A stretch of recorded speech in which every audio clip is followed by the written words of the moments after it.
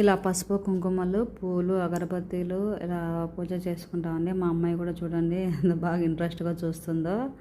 తన డ్రెస్ చూడు వాళ్ళ తాతయ్య గారు తెచ్చారు, వాళ్ళకు నచ్చింది. సో అది వేసాను, మా అమ్మాయి కూడా ఓకే అనింది, అందుకే వేసాను. సో ఇలా పసుపు కుంకుమ మా అమ్మ పెసరబ్యాళ్ళు కూడా వేస్తుంది చూడండి పుట్టకొమ్మల పైన, అంటే కన్నాలు ఉంటాయి కదండి. సో మా అత్తగారు అప్పుడే పూజ అయిపోయి వెయిట్ చేస్తుంది మా కోసము. చూడండి నువ్వులు, తెల్ల నువ్వుల పిండి నల్ల నువ్వుల పిండి ఉంట చేసి అదే మీన్స్ ముద్దలు చేసి అలా పెడదామండి. చూడండి మా అమ్మాయి చూడ ఎంత బాగా పూజ చేస్తుందో.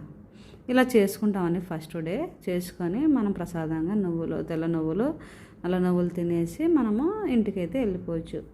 సో నెక్స్ట్ డే ఎలా చేస్తాం, అలా కంటిన్యూ పూజ ఎలా ఇంటికి మాట్లాడుకుంటా అనేది ఒకసారి మళ్ళీ వీడియో కంటిన్యూగా వస్తూనే ఉంటే చూడండి. ఎలా ఉందో లైక్ చేయండి వీడియో.